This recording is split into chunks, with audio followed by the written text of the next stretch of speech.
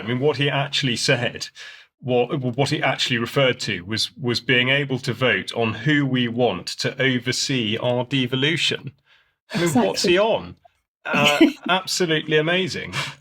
Seemingly utterly unable to understand how democracy does not exist. I mean, whether or not there's going to be an election, it's almost kind of moot point. He doesn't grasp the bigger issue, the net zero thing. He clearly doesn't understand even at all, which has nothing to do with the environment, the climate, or anything that sustains human life. It is only about money and control. What were they doing? Well, it's obvious what they were doing. They were doing a great sales job. So they were up there telling people how great it was going to be and why it needed to be done. They were cherry picked because the majority of people that I've spoken to in Oxford really abhor the whole 15-minute city thing. They absolutely hate it because it does restrict their movement. Putting them in these different zones where they're not allowed to go in between. They can only have, I think it's 100 days a year to go into other zones, and everybody's pushed onto the window where it's all contested.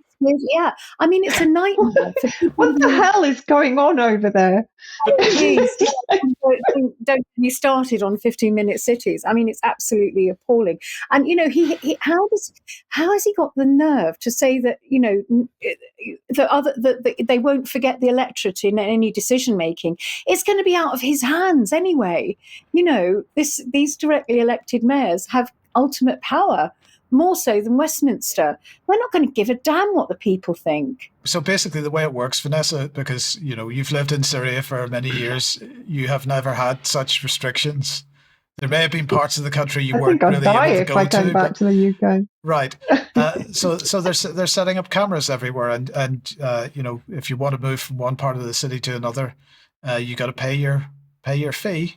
But there are a limited number of days that you can do it at a certain rate, and then it becomes really draconian.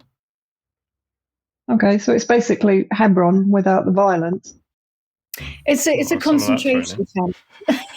That's what it is. Yeah. That's where you're heading towards. I mean, now it's money. What's it going to be in the future when you really are putting your foot down? Mm-hmm. But it's also laughable again on the idea, mentioning the whatever he sort of divines as the concept of democracy, that he can say that he waddles around the place in his high-vis vest, which the reason I mentioned the high-vis thing, I know it might seem sort of stupid point to make, but I mean, who is going to gravitate towards somebody wearing a high-vis vest? Not me.